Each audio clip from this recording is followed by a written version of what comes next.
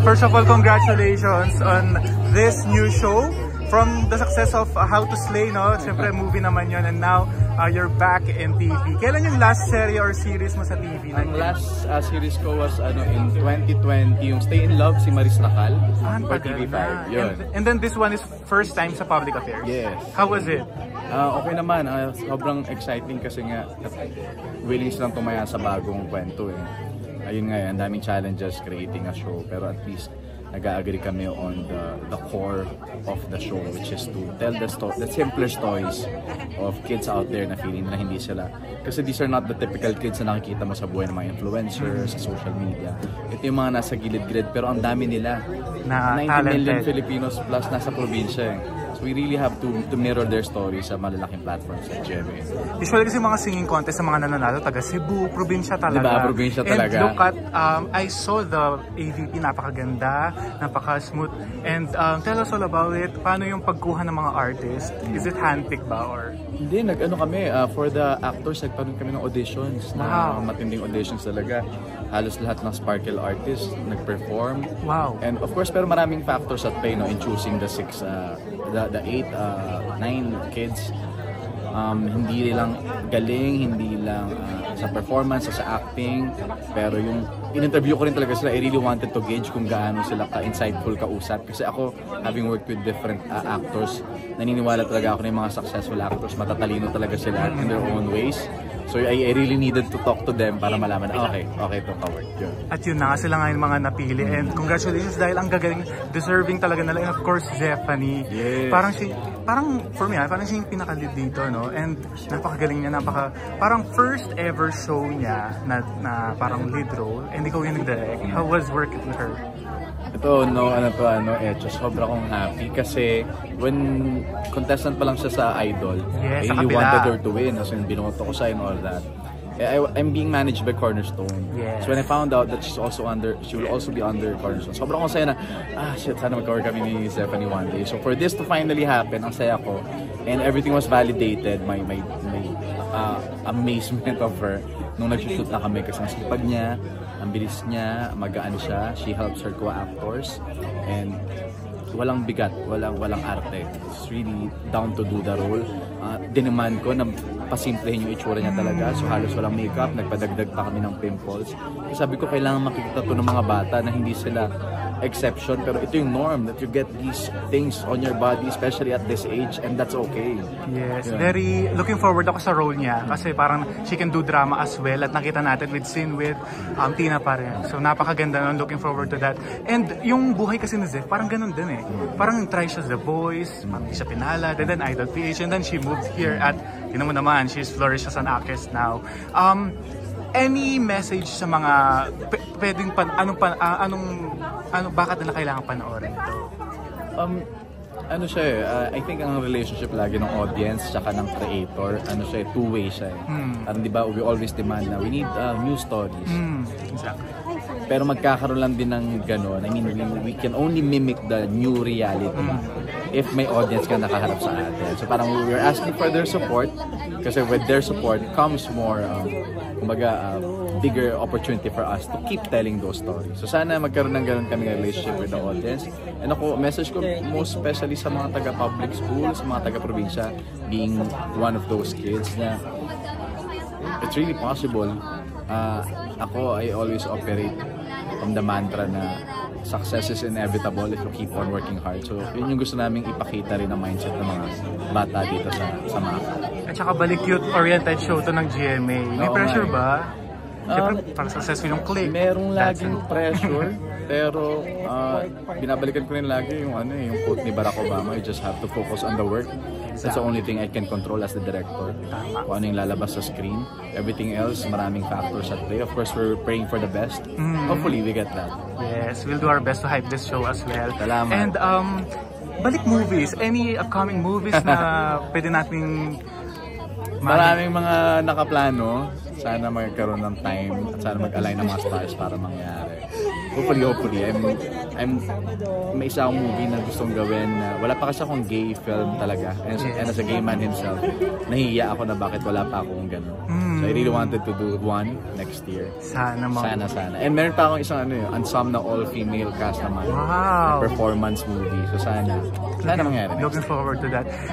Speaking of mga famous love teams ngayon, sina Kim Chiu and Paolo Avellino, did you work with them already? No, pero I've met them a couple of times and I like them too. Grabe. If ever given a chance, do you want to work with them na madirect? Ako naman as a filmmaker, I really want to work with everyone.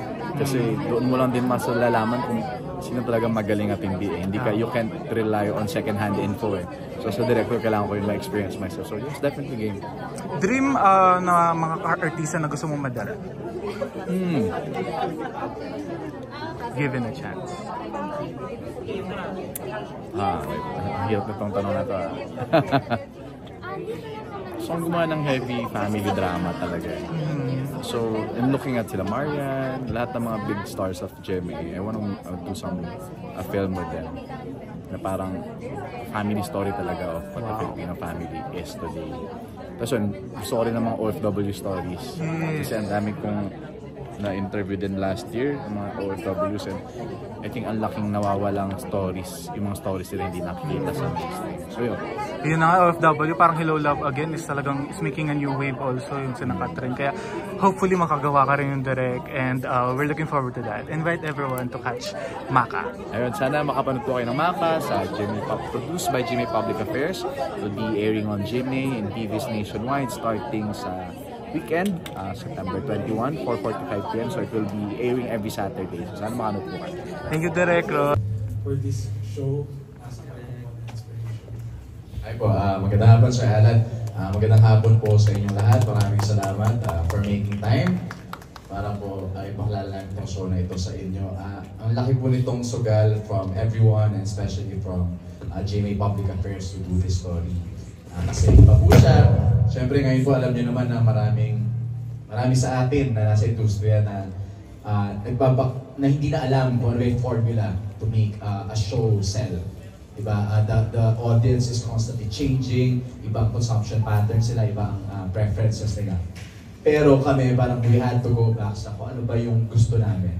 So, alam niyo po yung uso-uso yung mga content na alam niyo mga Chinese na nagluluto, yung sila mismo yung mag-harvest sa bukid. Kasi generally, globally, I think we all just wanna go home. So feeling ko yun po yung core ng palabas na ito. It's your way to go home sa kung saan yung mas simple, mas tahimik, but still as colorful and interesting. So yun po yung kwento ng Maka. Lumaki po ako na public school ako nag-aaral mula kinder hanggang college. And alam ko na ang daming mga stories doon na hindi nauungkat. So ito po yung isa naming paraan para ipakilala yon. And on top of that, growing up as a panganay, pinalaki din po ako ng teleserye. So that's what I want these kids to be for the audience. Na sila yung maging ate kuya ng mga walang ate kuya. Na ma-mirror nila yung stories and struggles ng mga taong yun.